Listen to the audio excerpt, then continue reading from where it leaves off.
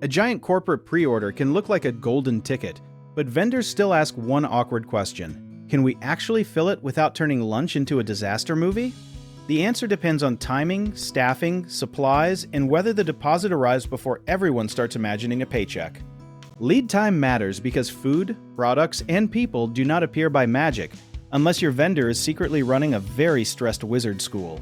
A request made 3 months early gives us time to order materials, plan recipes, schedule workers, and spot problems before the event becomes a live-action spreadsheet. A request made 3 days early is a different creature entirely. We may need extra ingredients, custom packaging, rental equipment, delivery help, and enough coffee to power a small moon base. Vendors also look at the size of the order compared with the normal event crowd. Serving 200 people may be easy for a team that usually serves 500, but serving 2,000 can require new equipment, extra prep space, and a carefully planned production line. Staffing is often the hidden challenge. One person can pack a few dozen orders, but hundreds of orders may need cooks, packers, drivers, cashiers, supervisors, and someone whose main job is stopping the labels from becoming modern art.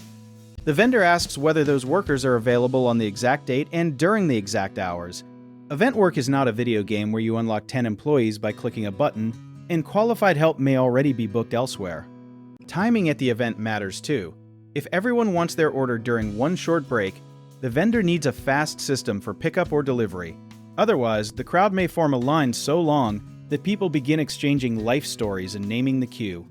The type of product changes the decision as well. Some items can be prepared early, while others must be made close to serving time, so a large order may be simple for branded notebooks, but much harder for hot meals. Vendors also check whether the request fits their normal business.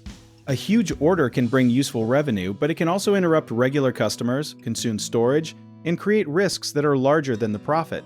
That is why deposits matter. A deposit helps cover materials, labor, rentals, and other costs before the vendor has delivered anything, while also showing that the client is serious and not merely daydreaming with a corporate email address. The deposit amount may depend on the order size, the deadline, and how special the request is.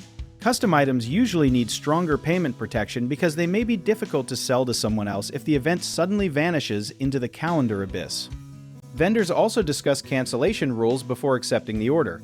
If supplies have already been purchased and workers have been scheduled, a late cancellation can leave the vendor holding hundreds of boxes and one very emotional spreadsheet.